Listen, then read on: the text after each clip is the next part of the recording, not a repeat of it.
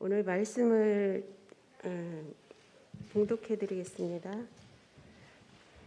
베드로전서 2장 1절에서 10절 말씀입니다. 산돌과 하나님의 백성, 그러므로 모든 악독과 모든 기만과 외식과 시기와 모든 비방하는 말을 버리고 갓난 아기들 같이 순전하고 신령한 젖을 사모하라. 이는 그로 말미암아 너희로 구원에 이르도록 자라게 하려 함이라. 너희가 주의 인자하심을 맛보았으면 그리하라.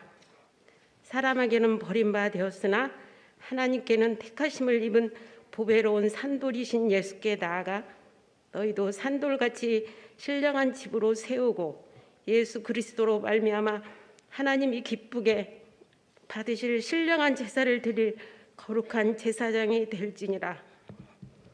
성경에 기록되었을 때 보라, 내가 택한 보배로운 모퉁이 돌을 시온에 두었나니 그를 믿는 자는 부끄러움을 당하지 아니하리라 하였으니, 그러므로 믿는 너에게는 보배이나 믿지 아니하는 자에게는 건축자들이 버린 그들이 모퉁이 이의 머릿돌이 되고 또한 부딪히는 돌과 걸려 넘어지게 하는 바위가 되었도다 하였느니라. 그들이 말씀으로 순종하지 아니함으로 넘어지나니 이는 그들을 이렇게 정하신 것이라. 그러나 너희는 택하신 족속이요 왕 같은 제사장들이요 거룩한 나라요 그의 소유가 된 백성이니 이는 너희를 어두운 데서 불러 때가 그 위에 기이한 빛에 들어가게 하신 이의 아름다운 덕을 선포하게 하려 하심이라. 너희가 전에는 백성이 아니더니 이제는 하나님의 백성이요 전에는 궁유를 얻지 못하였더니 이제는 궁유를 얻는 자니라. 아멘. 여러분 안녕하세요. 반갑습니다. 제일 졸리는 시간이죠. 그래도 하여튼 주일날 오후 예배를 드리는 것이 참 쉽지 않은데 여러분들이 이렇게 열심히 자리를 지키면서 드리는 모습을 보니까 너무 감사하고 좋습니다. 제가 어제도 오고 오늘 또 왔습니다. 제가 한 교회를 토요일과 주일에 이렇게 이어서 와본 적은 역사상 없었습니다. 없었는데 이렇게 우리 화성교회 오게 돼서 참 기뻤습니다. 왜냐하면 제가 아주 젊었을 때 이 화곡동이라는 추억이 있어가지고 이 앞길을 지나던 그런 그 기억이 있어가지고요. 오는데 옛날 생각도 많이 나고 그래서 즐거웠고요. 또 기쁨으로 오게 되었습니다. 제가 아마 총회장이 되어서 이런 기회를 저에게 주시지 않았을까라는 생각을 해보게 됩니다. 그래서 무엇보다도 우리 총회 안부를 여러분에게 드리고 고마운 마음을 전하고 싶습니다. 여러분들 아시다시피 합신은 특별한 소명감을 가지고 시작되었지 않습니까? 우리 화성교회가 합신을 세우고 여기까지 헌신한 것에 대해서 그 누구보다도 제가 잘 알고 또 우리 주변의 많은 분들이 또 다 잘 알고 있습니다. 여러분들이 교회 이 다른 시설을 돌보는 것보다 아마 합신을 챙기는 일에 더 앞장섰던 거 저들이 잘 알고 있고요. 여러분의 아름다운 헌신과 수고를 통해서 그동안에 합신이 이렇게 참 좋은 일꾼들을 많이 키워냈고 또 그들을 통해서 하나님의 나라가 확장되는 일들이 아름답게 이루어졌다고 저는 믿습니다. 사실 합신의 역사 가운데서 여러분 어떻게 생각할지 모르겠지만은 합신에 걸쭉한 분들이 한국교회에 중요한 인물들이 많습니다. 별로 믿질 않는 것 같은데 믿어도 좋습니다. 그래서 많은 영향력을 끼쳤고요. 사실은 합신이 지난 한 3, 40년 동안 4, 50년 동안 참 이 한국교회에 미친 영향은 저는 참 너무너무 소중하다라는 생각이 듭니다. 곳곳에서 파이오니아로서의 역할을 하면서 새로운 사역을 개척하고 또 어떤 면에서는 남들이 가지 않는 외로운 것을 합신 출신들이 열심히 가셔서 새롭게 개척을 하면서 발전시켰던 그런 일들이 상당히 많이 있습니다. 너무너무 감사하고요.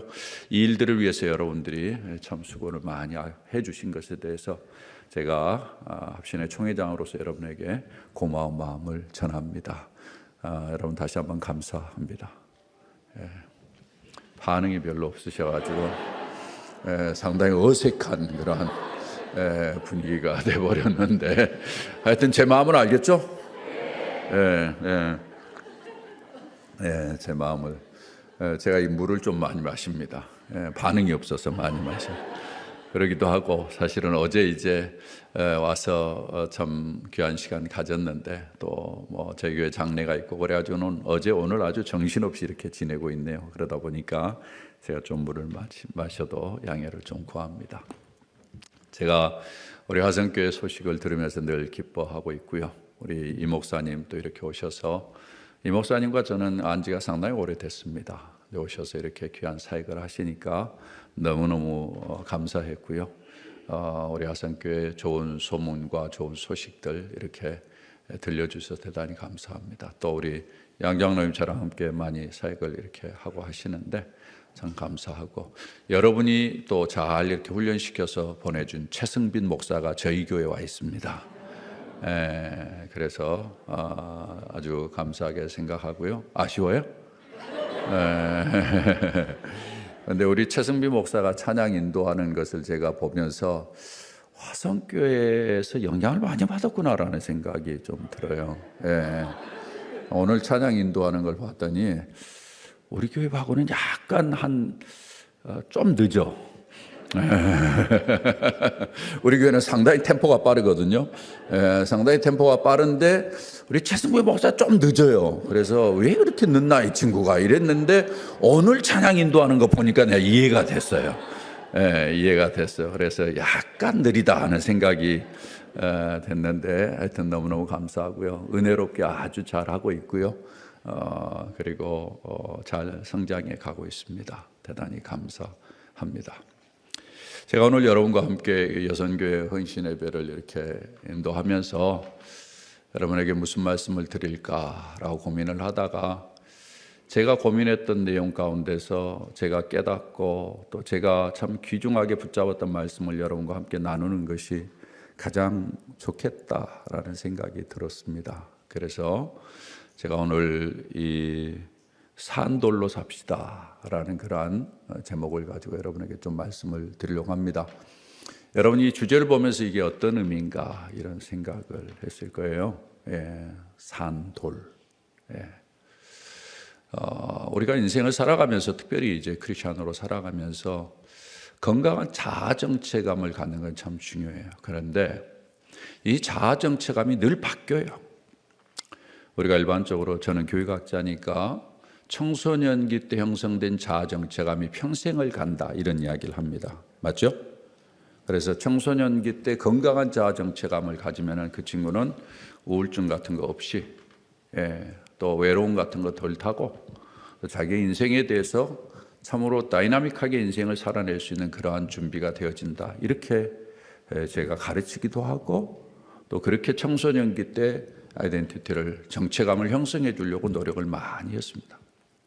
그런데 제가 인생을 살아보니까 참 청소년기 때 가졌던 정체감이 흔들릴 때가 있고요. 그 다음에 제가 목회자가 되지 않았습니까? 목회자로서 제가 정체감을 가지고 그 누구보다도 확고한 소명감을 가지고 인생을 살아냄에도 불구하고 내 정체감이 흔들릴 때가 있더라는 것입니다. 그렇게 봤을 때 이 땅을 살아가는 우리 성도들이 얼마나 자기의 정체감에 이 흔들림이 많이 있을까라는 생각을 제가 하게 되었어요. 사람이 인생이 걱정이 없고 염려가 없을 때는 별일 없습니다. 그렇죠? 모든 것이 다 좋아요. 근데 인생의 위기를 겪으면은 도대체 내가 뭐지? 왜 인생을 살지? 왜 이렇게 인생이 이렇게 됐지? 특별히 우리가 크리스찬으로서 하나님 앞에 내가 그만큼 할 만큼 했고 충성할 만큼 했고 최선을 다할 만큼 했는데 왜 이렇게 인생이 꼬이지? 그러면서 우리의 정체감이 흔들려요.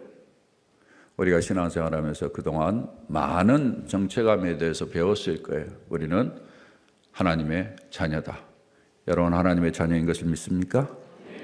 그렇죠. 자녀로서 아버지 되신 하나님이 우리를 챙겨주시는 것에 대해서 너무너무 감사하고 감격하고 그 은혜로 살아갑니다. 그렇지 않습니까? 그래서 하나님이 내 아버지다라고 생각할 때마다 마음 편해요. 그 정체감을 가지고 살면은 어떤 일이 있어도 두렵지 않아요. 맞죠? 예. 여기만 아멘하고 여기는 별로 아멘을 안 하네. 예. 자꾸 여기를 보게 되네. 그러니까 계속 여기를 보고 이 설교를 해야 될 것 같아. 이쪽은 반응이 없으니까 저 이쪽에 보고 설교를 해야 될 것 같은데. 네. 그래서 성경에 보면은 우리를 가르쳐서 하나님의 백성이라고 이야기합니다. 맞죠? 예. 이게 서운해할 것 같아서. 예. 하나님의 백성이라고. 그럼 우리는 하나님의 백성의 정체감을 가지고 인생을 살아요. 그래서 내가 어디를 가든지 하나님의 백성답게 산다. 하나님이 나의 왕이고 하나님이 우리를 다스려 주시고 왕으로서 우리를 지키시고 보호하시고 인도하신다라는 믿음을 가지고 살아가요. 흔들리지 않아요. 성경에 보면은 또한 우리를 가르쳐서 뭐라고 이야기합니까? 새로운 피조물이라고 이야기해요. 새롭게 거듭났다고 그래요. 그래서 내가 비록 세상에서 실패하고 넘어질 때도 많이 있지만 그러나 나는 새로운 피조물이다. 어찌됐든 나는 옛날과 좀 다르다. 그래서 다른 인생을 살려고 발버둥을 치면서 여러분들이 인생을 살아올 거예요. 그런 면에서는 이런 모든 정체감들이 나의 인생을 부유하게 만들고 풍성하게 만들어 온 것은 사실이에요. 그건 부인할 수가 없어요. 그것이 나의 인생을 지금까지 붙잡아 왔어. 그런데 살다 보니까 인생에 어려움이 겪고 헷갈리는 거죠. 저는 부교육자 생활을 18년을 하고요.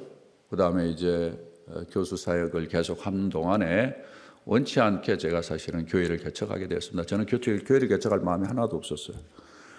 저는 교수 사역하고 끝날이라고 그렇게 생각했는데 하나님께서 저를 특별히 불러서 사실은 이제 교수 사역에 대한 개척에 대한 부담을 주고는 제가 이제 딱 20년 전에 개척을 하게 됐습니다. 여러분 아시다시피 개척이 장난이 아니잖아요. 개척을 하니까 제가 개척을 할 때 아무것도 없었거든요. 제가 큰 교회에 있었지만은 재정 지원 없이, 그다음에 인력 지원 없이, 내가 아무것도 없이 밑바닥부터 해보겠다. 여러 가지 이유가 있어요. 다 설명할 수는 없지만은 밑바닥부터 시작하는데 이게 너무너무 힘든 거예요. 저는 좀 될 줄 알았어요. 왜냐하면 제가 유명한 사람이었거든요. 여러분이 별로 인정하지 않을지 모르겠지만 제가 1990년대에 저같이 유명한 사람이 별로 없었어요. 한국교회 안에. 제가 부목사였지만 담임 목사 뺨칠 정도로 다 알려져 있는 사람이에요. 그래서 제가 개척을 하면 어느 정도 될 줄 알았어요. 아무도 개척 멤버는 없었지만은 개척 예배를 제가 드릴 때 저를 찾아와서 응원한 사람이 다 이야기하면 여러분이 놀래 자빠질 것 같아서 제가 이야기를 합니다. 엄청났어요, 숫자가. 그런데 그 다음 주에 저와 함께 예배를 드려줄 사람이 없었던 거예요. 한 명도 없으니까 교인이. 그래서 제가 부탁했어요. 같이 예배 좀 드려달라고. 그래서 20-30명이 예배를 드리는데 아무도 제 교인이 아니죠. 그리고는 이제 교인이 오기를 기대하는데 안 와요. 부지런히 전도를 해도 사람이 반응을 보이지 않아. 애들에게 부지런히 전도하면 애들이 선물 받고 그 다음에 전화번호 가르쳐 주는데 나중에 전화번호 전화해보면 전화번호가 다 틀려. 엄마들이 다 애들을 교육을 시켜가지고 전화번호 틀린 거 가르쳐줘. 사람이 안 돼요. 여러분 이 허탈함이라는 것은 말할 수가 없습니다. 경험하지 않고는 말할 수가 없어요. 그렇게 세월이 갑니다. 수개월이 가도 내 교인이 없는 거예요. 내 교인이. 그래서 좌절하고 낙심하게 되는데 하나님이 딱 한 명 데려다가 앉혀놔. 그는 그 사람 보고 또 버텨서 막 해요. 근데 수개월이 또 가. 그래 나침에 아주 내가 괜히 개척해가지고 내가 왜 개척? 하나님 그랬는데 하나님한테 불평 많이 했어요. 하나님 왜 개척하라고 그래가지고 나는 교수 사역하고 그냥 편하게 내가 그러고 인생 살고 싶다고 그랬는데 왜 개척을 시켜가지고 이렇게 고생을 시키냐고. 저는 그래도 버티는데 꼭 아내가 문제잖아요. 아내가 이제 일단은 힘드니까. 그리고 남편이 그렇게 힘들어하는 것에 대해서 견디질 못하잖아요. 사람이 자존감이라는 게 있고 그동안에 살아왔던 인생의 커리어가 있는데 이렇게 살아가는 모습을 보면서 힘들어하는 거죠.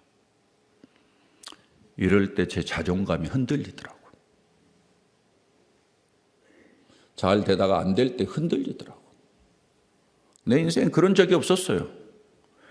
모든 것을 성취했고 지금까지 이루면서 살았기 때문에, 그리고 칭송을 받으면서 살았기 때문에 그런 적이 없었어요. 그런데 딱 밑바닥으로 주저앉으니까 힘든 거예요. 그동안에 저에게 선을 대기 위해서 저를 찾아온 사람들이 엄청 많았어요. 제가 대형교회 부목사로 있을 때는 제가 싹 잘 나갔기 때문에 늘 저에게 선을 대요. 나하고 사귀어 놓으면 뭔가 될 줄 알아요. 그리고는 제가 그 교회를 딱 사임하고 교회를 개척해서 이렇게 하니까 찾아오는 사람이 없어. 전화 한 통화도 안 해요. 사회도 그렇죠. 교회도 똑같아. 제가 이런 모습을 보면서 자존감이, 내 정체성이 흔들려 버려요. 그래서 저는 그런 면에서는 전혀 생각하지 못했던 거예요. 그래서 제가 생각한 게, 인생에 있어서 이렇게 흔들릴 수도 있구나. 내가 이렇게 흔들린다면 우리 성도들이 얼마나 인생을 흔들리면서 업앤다운하면서 살아갈까. 뭔가 좀 평안할 때 같아는 하나님이 나를 사랑하는 것 같고, 잘 되는 것 같을 때는, 기도에 응답할 때는 뭔가 하나님이 나를 헤아려 주는 것 같은데, 그러지 않았을 때 우리 성도들이 어떤 생각을 하면서 인생을 살까, 이런 생각을 했어요.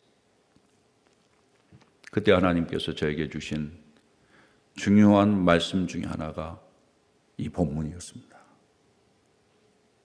이 본문이었습니다. 이 본문은 여러분 잘 아는 베드로가 쓴 서신입니다. 베드로가 이 서신을 쓰면서 산돌이라는 표현을 썼어요. 이게 배경이 있어요. 베드로는 돌에 대한 새로운 인식을 가지고 있었던 사람입니다. 여러분 잘 아시는 대로 베드로는 어부예요. 어부는 돌과 별로 상관이 없어요. 그에게 익숙한 단어가 아닙니다. 그런데 베드로는 인생을 살면서 이 돌이라는 개념이 상당히 자기에게 가까이 오게 된 그러한 계기가 있었어요. 언제였는가 하면은 예수님께서 제자들을 데리고 갈릴리에서 떠나가지고 어디로 데리고 가는 거니? 가이사라 빌립보 지방으로 데리고 갑니다. 갈릴리에서 가이사라 빌립보는 상당히 멀리 떨어져 있습니다. 갈릴리보다 한참 북쪽입니다. 한참 북쪽에 이 가이사라 빌립보 지방이 있었는데, 이것은 당시에 이제 이 사막지대인데 밑에서 물이 솟는 거예요. 여러분 잘 아는 성경에 헐몬산이 있죠? 헐몬산이 저 북쪽에 있어요. 북쪽에서 물이, 얼음이 녹아가지고, 눈이 녹아가지고 스며듭니다. 이게 스며들어가지고 물이 밑으로 와서 솟아나는 첫 번째 곳이 가이사라 빌립보입니다. 그래서 거기에는 물이 많아요. 그러니까 옛날부터 로마의 군대가 거기에 딱 진을 치고, 로마의 엔간한 사람들이 거기에다 다 별장을 두고 오는데, 로마 사람이 올 때는 뭐가 같이 오는가 하면은 신전이 같이 옵니다. 그래서 로마 사람들이 거기에다 엄청난 큰 신전을 지었죠. 그래서 거기에 가보면은, 여러분이 이제 이스라엘 가보면은 한 번씩 방문하게 될 텐데, 거기에 보면은 어떤 신도 있는가 하면 염소 꼬리 신도 있어요. 별것 다 하시는 기죠? 그 정도로 하여튼 신이 많았던 것이요. 그런데 그 신전이 있었던 곳에 가까운 곳에 굴이 하나 있는데, 굴 가운데 엄청난 돌이 하나 있습니다. 예수님이 그곳으로 제자들을 데리고 간 거예요. 그러면서 예수님이 너희는 나를 누구라 하느냐라고 묻습니다. 그렇죠? 예수님이 왜 그랬었을까요? 예수님이 의도가 있었던 거예요. 많은 신들이 있어요. 그런 신들을 섬기는 이런 사회 속에서 너희는 나를 누구라 하느냐? 너희는 나를 어떻게 생각하느냐? 다른 신들의 한 부분으로 생각하느냐? 그렇게 물었던 거예요. 그때 베드로가 이야기합니다. 주는 그리스도시요 살아계신 하나님의 아들입니다 라고 대답을 하니까 예수님이 그걸 칭찬하잖아요. 바요나 시몬아 네가 복이 있도다. 그렇게 칭찬하면서 주님이 뭐라고 이야기를 하느니 이 반석 위에 내가 내 교회를 세우리라 라고 이야기를 합니다. 돌에 대한 개념, 사실은 그 산이 큰 돌산이거든요. 돌산. 예수님께서는 의도를 가지고 갈릴리에서도 그거 가르칠 수 있어요. 그런데 예수님께서는 의도를 가지고 데리고 제자들을 그 가이사랴 빌립보 지방까지 그 돌산이 있는 곳까지 가서 그렇게 가르치면서 돌에 대한 인식 그리고 반석 위에 교회를 세우리라라는 그러한 개념을 가르쳐 준 거예요. 사실은 베드로는 이런 인식들을 가지고 있었습니다. 오늘 여기 본문에 보면은 이렇게 표현하고 있습니다. 4절에 보면 사람에게는 버림바가 되었으나 하나님께는 택하심을 입은 보배로운 산돌이신 예수께 나아가. 여기 보면은 예수님을 가리켜서 산돌이다. 베드로는 이 돌의 개념을 가지고 있었는데 여기에서 산돌이 리빙스톤이라는 표현을 쓸 때는 당시 시대적인 문화를 가지고 이것을 바로 받아들이는 그러한 의미를 가지고 있습니다. 어떻게 돌이 산돌이 있습니까? 그렇다면 반대로 죽은 돌이 있다라는 이야기죠. 이건 이런 문화적인 배경을 가지고 있습니다. 옛날에 로마 시대에 집을 짓는 그런 문화적인 배경에 돈이 있는 사람은 전부 다 돌을 어디에서 만들어 오는 거 아니에요? 채석장에서 만들어 옵니다. 채석장에서 딱 규격을 정해가지고 잘라가지고 집에 동네를 장소를 옮겨가지고 여기에서 이제 맞추기만 하면 돼요. 예. 그렇게 집을 지었어요. 그런데 돈이 없는 사람은 꼭 필요한 돌만 딱 채석장에서 잘라서 가져오고 나머지 돌은 그 주변에 돌이 이렇게 집이 지어졌다가 무너지고 돌이 지어졌다가 무너지고 주변에 흩어져 있는 돌들이 있어요. 그 돌들을 쪼개 가지고는 붙여서 집을 만듭니다. 그러니까 이 돌들이 버려져 있을 때는 죽은 돌이었어요. 아무런 의미가 없었어요. 그런데 이 돌들이 집을 짓는 사람에 의해서 선택이 돼가지고 다듬어져서 집을 짓는 한 부분에 끼워졌을 때 이 돌은 산돌이 되는 거예요. 그래가지고는 집을 이루는데 중요한 역할을 하는 거죠. 베드로가 여기에 산돌이라는 표현을 쓴 것은 바로 이런 배경을 가지고 있습니다. 이런 배경이에요. 예수 그리스도가 어떤 면에서는 버림받는 돌이었다라는 거죠. 그런데 그 예수 그리스도를 주님이 세우셔서 그가 산돌로서의 역할을 하면서 모퉁이 돌이 되셔가지고 건물을 지어가는 데 있어서 교회를 세워가는 데 있어서 요긴한 돌로 여겨졌는데 바로 여기에 뭐라고 이야기합니까? 5절에 뭐라고 이야기합니까? 너희도 다 같이 한번 읽어볼까요? 시작. 산돌같이 신령한 집으로 세워지고 라고 이야기합니다. 너희도 산돌같이 신령한 집으로 세워지고. 그렇다면 무슨 말이에요? 예수 그리스도가 산돌이 됐는데 너희들도 어떻게 됐다는 이야기야? 산돌이 되었다라는 이야기예요. 쓸모없이 버려지고 보잘것없고 연약하고 아무것도 인정받지 못하는 그러한 돌이었는데 하나님에 의해서 선택되어가지고 하나님의 교회의 한 부분을 채우는 중요한 산돌이 되었다라는 것입니다. 할렐루야. 여러분 어떻게 생각하십니까? 인정하십니까? 저는 이 개념을 생각할 때마다 얼마나 좋은지 몰라요. 하나님이 나같이 부족한 자, 나같이 연약한 자, 실패한 적이 많은 자, 주님이 진노한다면 이 세상에 살아남을 수 없는 죄인 중에 괴수고 괴수 중에 괴수인 나를 주님이 선택하셔서 다듬고 또 다듬어서 주님의 몸된 교회를 세워가는데 한 부분을 감당하게 하셨다는 것이 얼마나 큰 은혜인지요. 이것을 생각할 때마다 감사하게 되었습니다. 그래서 제가 제 정체감이 흔들리는 그런 가운데서 다시 붙잡는 것이 주님이 나를 산돌로 부르셨다. 나같이 버려진 자지만은 주님이 부르셔서 주님의 몸된 교회의 한 부분을 감당하게 하셨으니 주님이 부르셔서 쓰신다면은 내가 지금 잘 안 되고 내가 어렵고 내가 이거 힘들고 이건 중요한 것이 아니더라고요. 주님이 부르셔서 쓴다라는. 이 말이 저에게 참 강하게 와 닿아서 제가 부족하지만 주님 안에서 산돌처럼 주님의 나라와 교회를 위해서 아름답게 쓰임받는다면 그걸로 제 인생은 족할 것 같습니다. 이런 마음을 가지고 제가 다시 다잡으면서 오늘날까지 왔습니다. 사랑하는 여러분, 여러분의 인생의 산돌과 같은 주님이 주시는 정체감이 새롭게 있기를 주의 이름으로 부탁을 드립니다. 다른 사람은 우리는 보잘것없고 죽은 돌처럼 여길지 모르지만 주님은 우리를 고르셔서 다듬으셔서 우리를 하나님의 몸된 교회를 세우는 산돌로 여기십니다. 우리가 인생을 살면서 그래서 우리는 산돌이라는 인식을 가져야 되는데 우리는 산돌 가치라는 표현을 쓰고 있어요. 산돌은 누구죠? 예수 그리스도를 이야기하는 거예요. 그러면 우리가 예수 그리스도처럼 여겨졌다라는 거죠.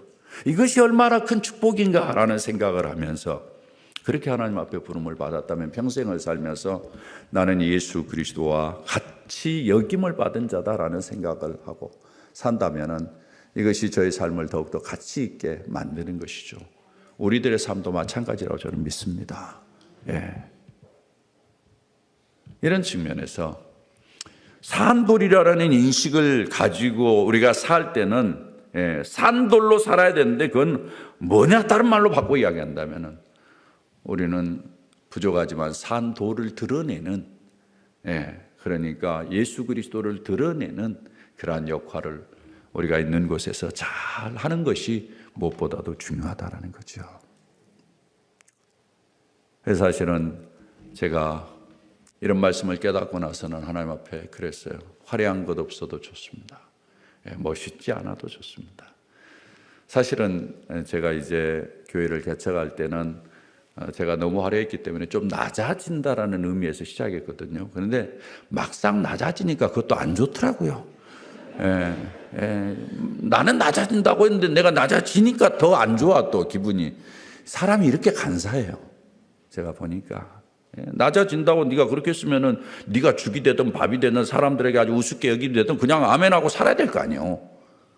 근데 또 사람이 우습게 여기니까 이걸 못 견뎌하는 인생에 아주 참 어떤 면에서는 참 더러운 인생의 욕망과 욕심들 이런 것들을 볼 때 참 제 자신의 밑바닥을 보는 거죠. 밑바닥을 보는 거죠. 그러면서 다잡고 하는 것이 그래 내가 예수님처럼 예수님이 이 땅에 계시는 동안에 모욕을 당하고 침뱉음을 당하고 예수님 우습게 여기고 사람들에게 손가락질을 당하며 그렇게 인생을 살았는데 내가 하나님의 교회를 세워나가는데 이 일을 당한다고 무슨 문제가 되겠느냐 하는 생각을 하면서 하루하루를 견뎌서 오는 거죠. 사랑하는 여러분, 여러분이 주님을 섬기면서 진정한 헌신이 뭘까 이런 생각을 해보게 됩니다. 진정한 헌신이 뭘까? 여러분이 헌신 예배를 드린다고 하는데 진짜 헌신이 뭘까? 여러분 헌신 예배 무지하게 많이 드렸죠? 지금까지 많이 헌신이 된 것 같아요? 예? 10년 전에 헌신 예배 드릴 때나 지금이나 똑같죠? 아니에요? 여러분이 많이 발전하셨으리라고 저는 믿어요. 그러나 사람이 그렇게 잘 바뀌지 않더라고. 진정한 헌신이 뭘까? 봤을 때 우리 예수님을 드러내는 거예요. 우리 예수님의 모습을 드러내는 거예요. 우리 예수님은 겸손하고 온유하셔요. 그런 모습을 드러내는 거예요. 저는 우리 아성교회 모든 우리 여성들 식구들이 그런 면에서는 잘 준비되었다고 저는 확신합니다. 그런데 제가 교회를 개척하면서 지금까지 와 보니까 늘 교회는 참 그 여성도들 사이에서 말은 많더라고요. 하여튼 말은 많고 싸우기도 많이 싸우고 그러더라고요. 제발 좀 부엌에서 안 싸웠으면 좋겠는데 꼭 부엌에서 싸워요. 별거 아닐 거 가지고 자기는 음식을 이렇게 했는데 왜 너는 이렇게 하냐 이거 가지고 싸워요. 그래가지고 내 방식대로 해라. 아니다 이렇게도 해보자 이래가지고 싸우더라고요. 그래서 내가 참 싸울 것도 없다 이러면서 이제 생각을 했는데 우리가 예수님을 드러낸다면 온유하고 겸손함으로 남을 나보다 낫게 여기는 그런 모습으로 살아간다면은 진정한 헌신이 조금이라도 이루어지면서 좀 더 나아지지 않을까라는 생각을 해보게 됩니다. 그래서 여러분들이 예수님을 드러내는 모습으로 내가 헌신한다라는 생각을 가지고 계속해서 여러분이 이번 계기를 통해서 완전히 변화되고 새로워지고 달라진 한 단계 좀 다른 모습으로 나아가는 은혜와 축복이 있기를 주의 이름으로 부탁을 드립니다. 그리고 한 가지, 좀 더 적극적으로 산돌을 역할을 해야 되는 것이 뭔가 하면은, 산돌은 다른 사람들을, 다른 옆에 있는 돌들을 서로 살리는 역할을 하는 거예요. 예. 그 역할을 내가 해야 되는. 산돌이 하나 있음으로 말미암아 주변에 교회가 살아나는 거예요. 산돌이 하나 있음으로 다른 돌이 서로 생명력을 유지하는 거예요. 그 역할을 우리가 해야 돼요. 그래서 여러분들이 단순히 교회에서 신앙생활만 하지 말고, 나로 말미암아 내가 나의 말과 나의 행동을 통해서 다른 사람이 살아나는 그러한 역할을 좀 하자. 이러한 생각을 여러분이 하시면 좋겠습니다. 여러분 한번 돌이켜 보세요. 어떻습니까? 여러분과 같이 있는 사람이 여러분을 통해서 살아나는 분위기인 것 같아요? 죽어가는 분위기인 것 같아요? 네? 여러분과 같이 있을 때 다른 사람이 생명력을 얻고 에너지를 얻고 뭔가 활기를 얻고 그러는 것 같아요? 아니면은 인상 팍팍 쓰고 좀 이렇게 좀 힘을 잃어보고 뭐 그런 것 같아요. 뭐 멀리 볼 필요 없어요. 여러분 자녀들 봐. 어떨 것 같아요? 여러분 옆에 있어가지고 우리 자녀들이 살아나는 것 같아? 죽어가는 것 같아? 상당히 말하기가 불편하겠지만은 한 번쯤은 생각해 보세요. 멀리 갈 필요 없어. 뭐 남편 보고 아내 보고 하면, 여러분 남편 또 아내를 생각하면서 나 때문에 이 사람이 살아나는지 죽어가는지 한번 생각해 봐. 살리는 사람이 있고 죽이는 사람이 있어요. 산돌은 살리는 역할을 하는 사람입니다. 저도 개별적으로는 과거에 저를 생각할 때는 약간의 부정적인 성향이 있었던 사람이에요. 목사가 그렇게 화려하게 산겠다고, 어렸을 때, 저 젊었을 때 보면 경쟁을 심하게, 경쟁의식이 있잖아요. 경쟁의식이 있으면 다른 사람에 대해서 좋게 이야기해요? 안 해요? 안 하지. 높이질 않아요. 다른 사람이 잘해도 당연한 것 하는 것처럼 그렇게 약간, 그러죠? 그렇게 이야기를 해요. 저도 그랬어요. 그런데 그렇게 인생을 살면 불행하겠더라고요. 하나님 앞에 생각하는 것이, 다른 사람을 살리는 것이 내가 사는 길이다. 그래서 제가 오래전에 깨달은 진리를 따라서 다른 사람을 살리는 역할을 하자. 나를 통해서 저 사람이 살아난다면 얼마나 이게 성경적이고 얼마나 주님이 기뻐하시는가. 사실은 성경의 원리가 그런 거죠. 그러니까 이 원리를 계속 들었음에도 불구하고 우리는 그걸 제끼고 그냥 내 마음대로 내게 익숙한 대로 살잖아요. 그걸 뜯어고치고, 그래 잘 안 돼도 하여튼 일부러라도 격려하고 일부러라도 칭찬하고 일부러라도 긍정적인 이야기를 많이 하고, 되는 이야기를 하고, 안 되는 이야기보다 되는 이야기를 많이 하고, 좀 그렇게 인생을 살자. 그래서 제 인생이 좋아졌을 것 같아요? 안 좋아졌을 것 같아요? 제 인생이 무지하게 좋아졌어요. 저는 하나님 앞에서 참 감사해요. 그러니까 성경의 원리가 진리예요. 사랑하는 여러분, 여러분을 통해서 여러분 주변에 있는 사람이 살아나는 은혜가 있기를 바라요. 살리는 말을 하세요. 오늘 집에 가서 당장 그렇게 하세요. 남편 좀 살려. 남편 좀 살리세요, 우리 여전계 식구들. 아이고 참나. 아까는 그렇게 아멘을 열심히 하더만 이제는 아멘을 안 하네. 말을 해도 저한테 목사님 모르는 이야기예요. 우리 남편은요 아무리 해도 그렇습니다. 포기하지 말고 하나님을 신뢰하십시오. 저도 그렇어요. 사실은 어떻게 보면은 자식놈들을 볼 때요, 자식을 보면은 이렇게 좀 살리는 말이 잘 안 되잖아요. 그렇죠? 근데 제가 나중에 발견한 게 있어요. 우리 자식을 봤더니 자식이 내가 단점이라고 내 자신의 단점이라고 생각하는 것을 그대로 닮아갖고 나왔더라고요. 나중에 보니까 내가 열받아서 내 자신의 단점인 것을 열받아서 더 혼내는 거야. 그렇죠, 여러분도? 예, 열받죠, 이렇게. 근데 제가 생각을 바꿨어요. 야, 이걸 단점으로 알고 이것을 인해서 평생 동안을 고민을 했던 내가 도와주지 않으면 누가 도와주겠는가? 이런 생각을 하면서 제가 자세를 바꿨어요. 그랬더니 우리 애들이 살아나더라고요. 사랑하는 여러분, 우리 모두 다 산돌로 삽시다. 우리 하산교회가 더 멋있게 살아나기를 바라고 여러분의 가정이 더 멋있게 살아나기를 바랍니다. 하나님께서 이번 헌신 예배가 여러분 다 잊어버려도 산돌, 따라서 한번 해볼까요? 산돌. 나는 산돌이다. 네. 어려워요? 개념이? 안 어렵죠?